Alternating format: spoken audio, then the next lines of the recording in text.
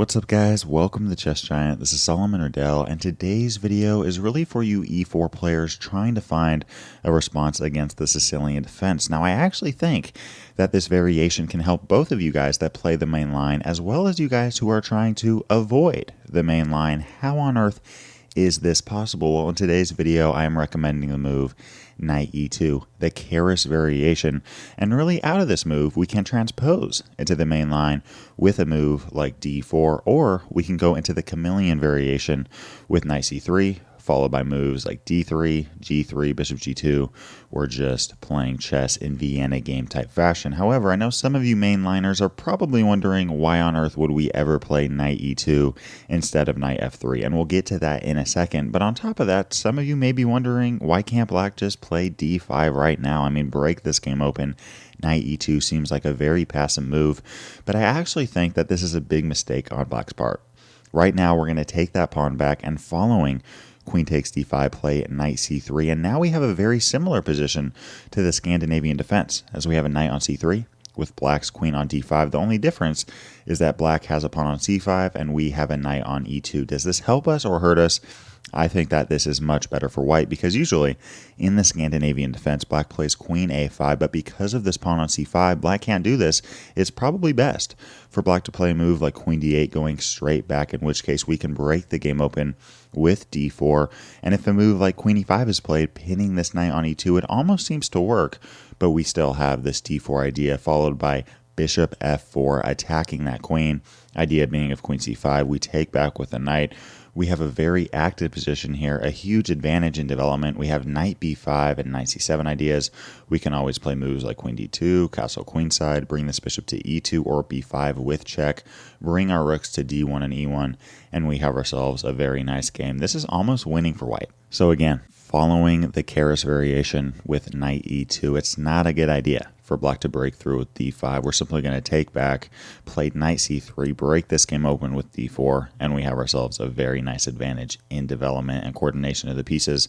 Let's go over the move knight c6. I mean, this is a very logical move, attacking that square on d4, and now we're going to play knight bc3. I mean, just developing our pieces here, actually transposing into the Chameleon variation.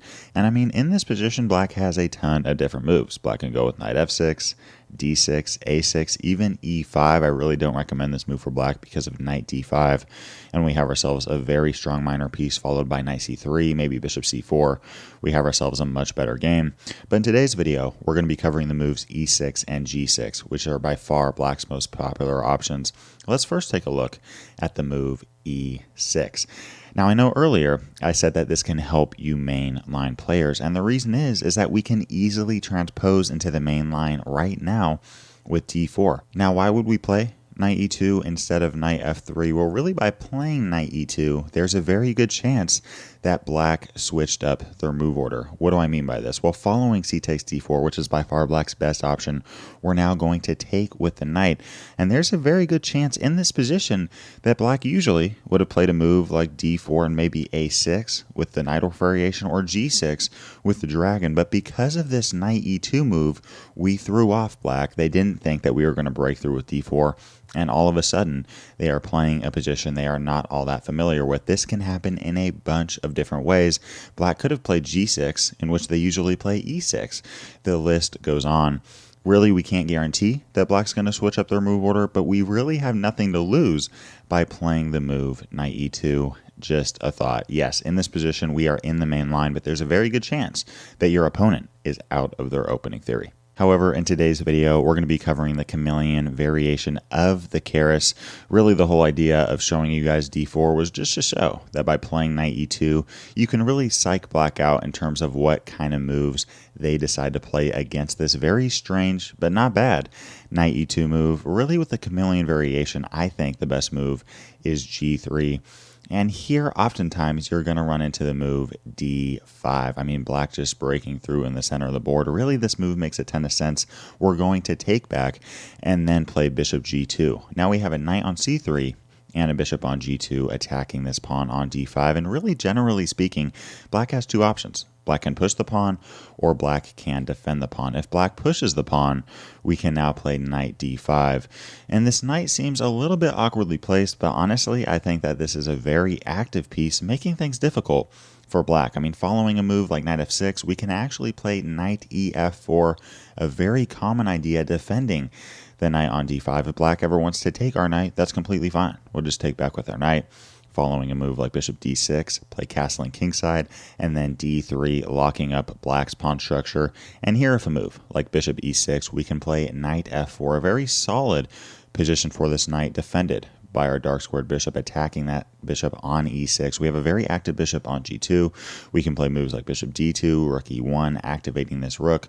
We can always play moves like bishop e4, maybe even queen f3, queen g4, or queen h5 on any moment's notice. White has a pretty solid game here. So d4 is actually a completely fine move for black, which leads to a somewhat even game. I mean, we're going to play knight d5, centralizing that knight, bring in reinforcement with knight ef4. I just showed you the main line for black, so it's actually very easy for black to fall into trouble there.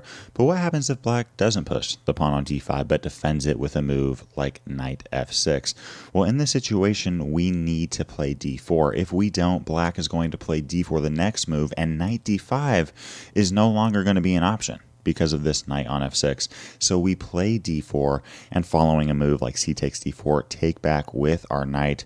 We have a very active knight right in the center of the board. We are currently putting quite a bit of pressure on that pawn on d5, which is very isolated and vulnerable to attack. In this position, black really has two main options. The first one is bishop b4, pinning the knight on c3, and the second is bishop g4, attacking our queen on d1. I really do believe that black needs to try to be aggressive here. Let's first cover the move, bishop b4, pinning our knight on c3. Well, against this, I personally really just like castling kingside, and following castling kingside, playing bishop g5, pinning that knight on f6. If black wants to take our knight on c3, that is completely okay. I know that we have double isolated pawns, but in this position, we are really just trying to gain activity.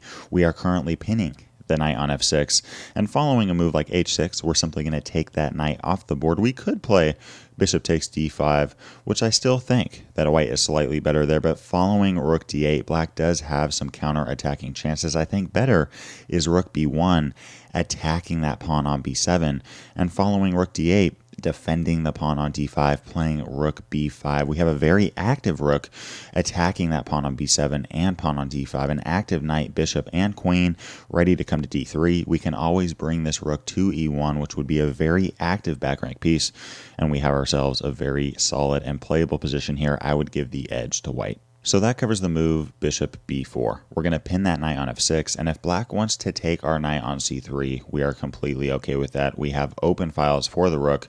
This pawn on d5 is very weak, and we have ourselves a nice game. What happens if black plays bishop g4 instead, attacking our queen on d1? Well, here I think that the move queen d3 is the best option. We don't want to play queen d2 and limit the activity of our bishop on c1.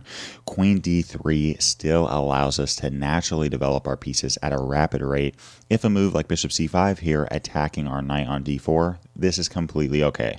We're going to take that knight on c6, continue with castling kingside, and now a move like knight a4, attacking that bishop on c5. If the bishop drops back with a move like bishop d6, we can now play c4, and notice how much pressure with our pawn, queen, and bishop we are really putting on this pawn on d5.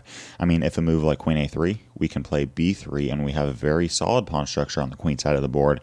And if black takes the pawn on c4, which is probably the move you're going to see most of the time, we can take back with our queen. We have a very active position here. I mean, our queen on c4 is a very strong piece attacking c6 and f7. We have a strong light squared bishop on g2. Our dark squared bishop can come to either e3 or g5. Our knight on a4 is on the rim, on the edge of the board, but can come to c5 on a moment's notice. And on top of that, the c, d, and e files are great files for our rooks. We have ourselves a very active, open, and pretty nice game. So that covers the move e6, in which we can go obviously into the main line or continue with the chameleon variation with g3, bishop g2, and I really like white's game there. What if black instead plays the move g6? You are going to probably see this move a ton. I mean, really the whole idea is that following a move like d3, black can play bishop g7 and is really trying to put some pressure on that centralized square. I think here white should play bishop e3, just giving the d4 square a little bit more support. And following d6, we play queen d2. I mean, oftentimes in this variation, black is going to lunge the knight into d4, and I do have to give you guys a warning: do not take this knight on d4. I mean, taking back with the bishop or especially the knight is not a good idea. I actually think that white's best plan of attack is knight d1, and I know some of you are probably thinking, why on earth would we ever play knight d1? I mean, right now this position seems very cramped. It seems like we're playing very passive defensive chess, but I actually think that this is a very strong move, both in terms of chess strategy and in terms of slowly improving the positioning of our pieces and gaining space over the board. Really, the whole point is that following a move like e5, which is the most popular option at the master and grandmaster level, we can now move our c-pawn to c3, kicking this knight out of d4 for good. I mean, following a move like knight e6, we can now play d4, advancing in the center of the board. If black wants to take our pawn on c4, we are completely okay with that. We're going to play rook c1, put our rook on that open file, bring our d knight back to c3. We're playing good chess there. We have a very nice middle game position, and oftentimes black is probably not very well prepared for a position like that with a very weak d6 pawn and a knight on e6. And if black doesn't take the pawn on d4 with a move like knight f6, we can actually play d5, advancing in the center of the board, attacking that knight. And here black really has a couple of different options. I think that the best move is knight c7, but I do want to mention that knight takes e4 is actually a huge mistake, because we now have queen c2 attacking that knight and attacking the knight on e6. Following knight 6 g5, we can play h4, and again, we are continuing to put the pressure on black here. Bishop f5 almost works, but following queen b3, we now see that this knight on g5 is currently trapped. We are about to win ourselves a full minor piece. So again, just a fun little trap there. If black takes on e4, we play queen c2. Against knight g5, we play h4. And if bishop f5, we just get our queen out of the way, and then knight on g5 is trapped. Now, if black doesn't fall for the trap and instead plays a move like knight c7, we can actually continue with f3, and after castling kingside, play c4.